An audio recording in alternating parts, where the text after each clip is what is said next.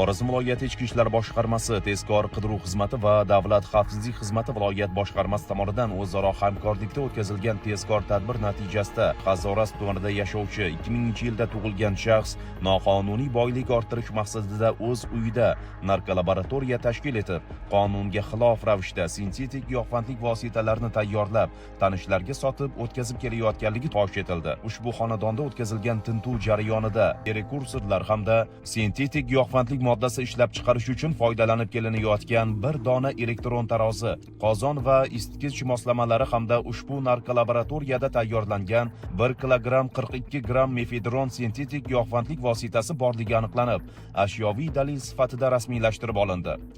Hozirda jinoiy ish qo'zg'atilgan. Jinoyat kodeksining 273-5-qismi bilan ayblanib turibman.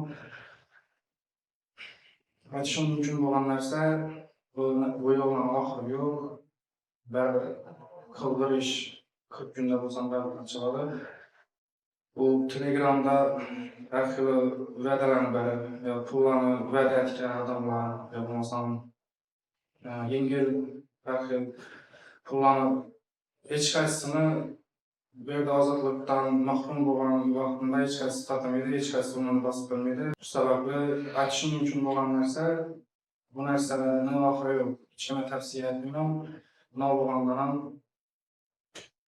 baribir keladigan joylarimiz shu bo'lsa. Hozirda qilgan qilmishlarimdan nasibdan afsusdaman. Chin ko'ngildan prezidentimdan, xalqimdan, otamdan hammalardan kechirishlarini so'rab qolaman.